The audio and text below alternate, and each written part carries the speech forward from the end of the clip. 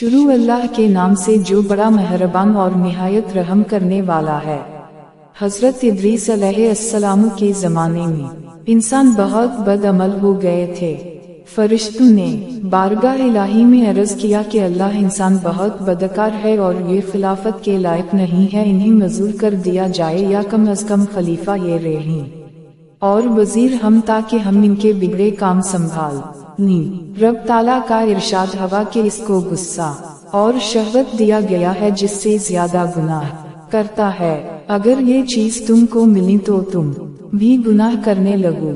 फरिश्ते बोले कि मूली करीम, हम तो गुनाह के पास भी ना जाएंगे, ख्वाह कितना ही गुस्सा और शहवत हो। हुक्म, हवा के अच्छा तुम अपनी जमात में से आला दर्जा के परहेजगार फरिश्ते छानट लो, उनको गुस्सा और शहवत दे देते ही फिर इम्तिहान हो जाएगा। चुनाचे हारूत और मारुत जो बड़े ही इबादत गुजार फरिश्ते थे इंतखाब में आ गए। हक ताला ने उनको ये चीजें यानी गुस्सा और शहवत देकर शहर बाबल में उतार दिया और फरमाया कि तुम काजी बनकर लोगों का फैसला किया करो और रोजाना इस आज़म के जरिया शाम को आसमान पर आ जाया करो। ये दोनों एक महीना तक ऐसे ही आते जाते रहे। इतने अरसा में उनके अदल व इंसाफ का आम चर्चा हो गया और बहुत मुकदमे उनके पास आने लगे।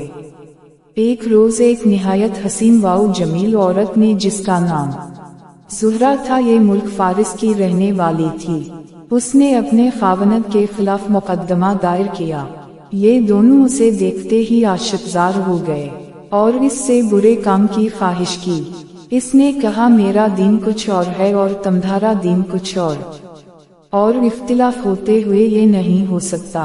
नीज मेरा शौहर बहुत गैरतमंद है, अगर उसे खबर लग गई तो मुझे कत्ल कर देगा, लिहाजा पहले तो आप मेरे बुत को सजदा करो और फिर मेरे शौहर को कत्ल करो, फिर मैं तुम्हारी और तुम मेरे।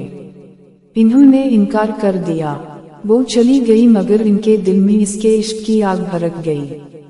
आखिर इसे पैगाम भेजा कि हम तेरे घर आना चाहते हैं। सर आंखों पर ये दोनों इसके घर पहुंच गए। उसने अपने आप को आरास्ता किया और उनसे बोली कि या तो आप लोग मुझे इस आज़म सिखा दें, या बुत को सजदा करें, या मेरे शौहर को कत्ल करें, या शराब पी लें। इन्होंने सोचा कि इस आज़म इसरार इलाही है, असको जाहिर करना बहुत जुल्म है, बुत पर सख्ती करना शरक है और कत्ल हक़ल आबाद। लाओ शराब पी ली।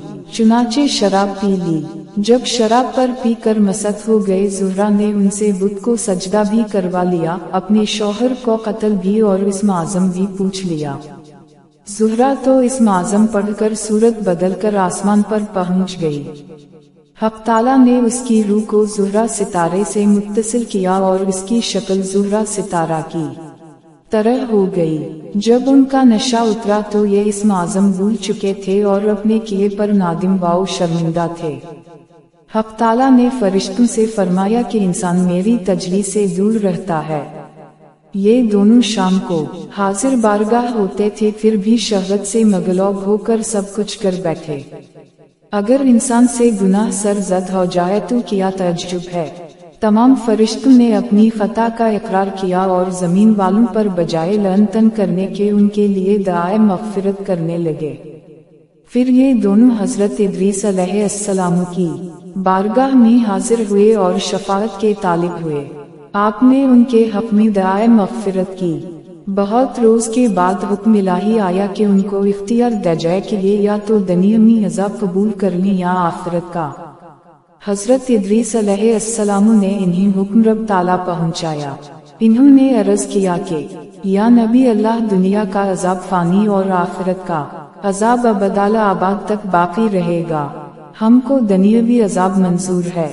चुनाचे हक ताला ने फरिश्तों को हुक्म दिया कि उन दोनों को लोहे की जंजीरों में जकड़ कर बाबल के कुएं में ईंधा लटका दें। इस कुएं में आग भड़क रही है और ये लटके हुए हैं।